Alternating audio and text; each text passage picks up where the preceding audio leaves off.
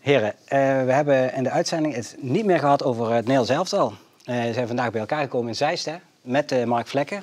Ben je daarmee bezig, Marco? De Limburgse doelman. Of in ieder geval überhaupt de Limburg en Oranje.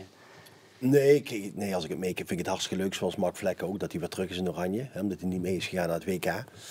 Ja, Bocholt is ver, hè? Wel. Bocholt is ver weg. Bocholt is ver weg. Van ja. Maar ik vind het gewoon wel leuk dat Limburgers in het Nederlands elftal komen. Ja. Ja, het heeft toch wel iets speciaals. Ja. En jou, waar kijk jij naar eigenlijk als je naar het Nederlands elftal? Nou, ben jij niet mee bezig met zo'n Ik vind het sowieso leuk om te kijken welke jongens daar die zelf getraind hebben in aanmerking komen. Of waar je mee gespeeld hebt vroeger. Zijn er bekende snuiten bij voor jou? Nou ja, nu is Lucierel natuurlijk voor het eerst opgeroepen, Geertruida, die er nu bij zit. Ik heb zelf nog met Jordi Klaasje gevoetbald, dus je houdt toch altijd iedereen een beetje in de gaten waar je of mee gespeeld hebt of getraind hebt. Dus dat is wel leuk om te zien, daar kijk ik vooral naar. Ja. We gaan even luisteren naar Ronald Koeman. Hij werd gevraagd, van wie is nou de ideale doelman voor het EK straks in 2024? Mijn beoogde... Eén is wel duidelijkheid te scheppen rond de keepers. Ik denk dat dat zeer belangrijk is. Het is wel een positie waarin je duidelijkheid moet scheppen. Ja.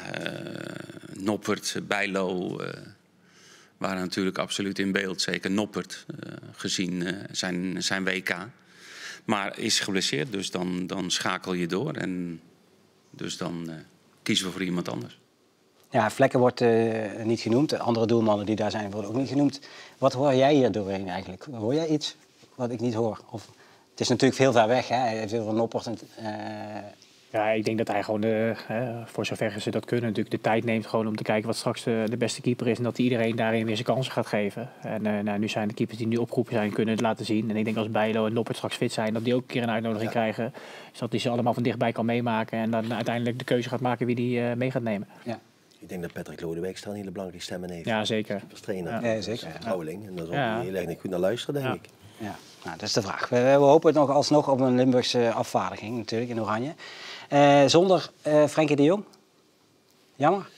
Ja, zeker jammer. Ja. Die heb je wel in zo'n wedstrijd nodig, denk ik. Frenkie de Jong. Ja, zoveel ervaring en een goede speler. Kijk, in de vorm waar hij nu in verkeert. Ja. Natuurlijk bij Barcelona. Ja. Dus dat is wel een groot gemis. Ja. En wat verwacht jij? Want je gaat er naartoe. Ja, ik ga er naartoe bij uitnodiging van de KNVB met nog een aantal clubdirecteuren. Dus dat is wel bijzonder, dat is wel leuk. Het zal een hele lastige wedstrijd worden. Maar ik moet zeggen, ik heb wel heel veel vertrouwen in Ronald Koeman. Heeft toch ook in zijn vorige periode laten zien dat ze tot goede resultaten in staat zijn en ook om te verrassen. Dus ik heb daar wel vertrouwen in deze reeks. Heb je er ook enig zicht op Oranje onder 20? Hartjes bijvoorbeeld van Roda en Ruben van Bommel van MVV, die zitten daar. Grote talenten? Ja, zeker. Zeker. Jongens met veel potentie. En ze spelen ook tegen Frankrijk. Hè. Maar dan in Marbella zijn ze een paar dagen straks. Dus ook zeker voor Lennart ook weer een mooie ervaring om mee te nemen. En een goede selectie. Sammy was natuurlijk ook dichtbij vanuit Roda om geselecteerd te worden. Zat in de voorselectie. Die heeft het helaas net niet gehaald. Maar het is al goed voor Roda en voor hem dat hij in ieder geval in de picture is en dat hij in de voorselectie zat. Dus dat hou je wel in de gaten natuurlijk. Ja, ik heb voor Ruben van Bommel, die naam die komt eigenlijk al heel vaak langs in dit programma. Ja. Hoe kijk jij daarnaar als trainer? Ja, een goede speler, zeker. Ja. Dus snelheid, individuele actie, scorend vermogen. En hij maakt een hele goede ontwikkeling door, zeker dit jaar bij MVV. En ik denk dat hij straks klaar is om een stapje hoger te gaan. En wat zou een stapje hoger zijn? Ja, dat weet ik niet, maar ik denk dat hij gaat als een komeet omhoog nu. En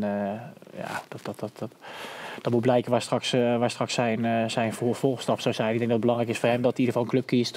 Of dat nou MVV blijft of ergens anders heen gaat, maar dat hij blijft voetballen. Want als je wedstrijden blijft spelen, dan ontwikkel je natuurlijk het meest. Hij moet niet naar een club gaan waar hij uiteindelijk te weinig gaat spelen op deze leeftijd. Ja. Heb je erover nagedacht als VVV promoveert? Over Ruben van Bommel? Ja. Nou ja, goed. Kan hij niet wel spelen? Vergelijk het ook met Brian Lins. Die hebben ook ooit van MVV gehaald. Maar ik weet niet of het haalbaar is. Ik vind het trouwens ook een hele goede speler. Ik kan er echt van genieten. Wij speelden onlangs ook tegen MVV. En dan laat hij echt hele mooie dingen zien.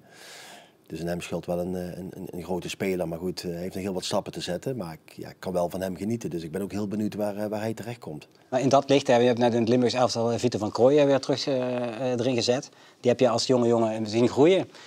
Zou hij niet nog een stap kunnen zetten in de Eredivisie? Of goed, dan moet dat ook heel snel gebeuren. Hè? Want Vito heeft inmiddels ook een aardige leeftijd bereikt. Dat je zegt van ja, weet je, het is nu wel tijd om een stap te zetten. En ik denk dat het ook zijn bedoeling is. Dat hij, kijk, de vraag is, kan hij de top aan? Maar wat hij nu laat zien bij Sparta, hè, met zijn statistieken. Hij staat nu volgens mij in het rijtje met Tadic en met Gakpo. En dus, ja, dat is natuurlijk wel heel bijzonder. Ja. Dus dan moet het ook nu gebeuren, denk ik, na dit seizoen. Ja, er zijn een paar clubs die hoger staan dan Sparta hè, op dit moment. Dus ja, dat is ook wel waar. Ja. Nee, maar ik snap wat je bedoelt qua organisatie. Zijn, hè, want ja, nogmaals, heel veel clubs kijken tegenwoordig ook naar statistieken. Nou, wat ik al zeg, die laat hij ook iedere keer zien. Dus dan is het nu wel het moment voor hem om... en ja, dat is natuurlijk hartstikke mooi. Ja. En wanneer zijn jullie tevreden aan het einde van dit seizoen? Ter afsluiting.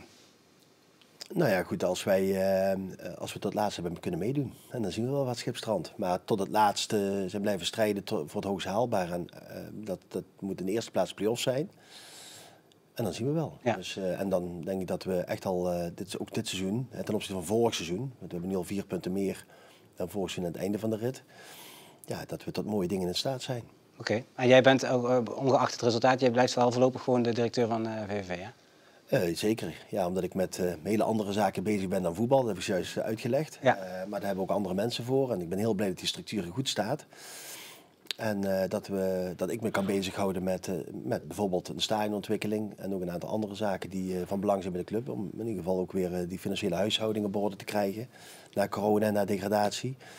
En daar liggen voor mij de uitdagingen. En zolang ik die uitdagingen zie, blijf ik dat zeker ook doen. Met heel veel plezier. Prima. En wanneer ben jij tevreden dit seizoen? Als we de play-offs halen. En ja, wat we net ook al zeiden. Als je eenmaal in die play-offs zit, kan alles gebeuren. Dus wij moeten eerst keihard werken om die play-offs te halen. En als we dat gedaan hebben, dan denk ik dat we toch kunnen kijken naar een geslaagd seizoen. Goed zo. Edwin, dankjewel. Marco, dankjewel. Dit was het online gedeelte. Maandag zijn we er weer op LN Televisie. Tafelvoetbal. Tot dan.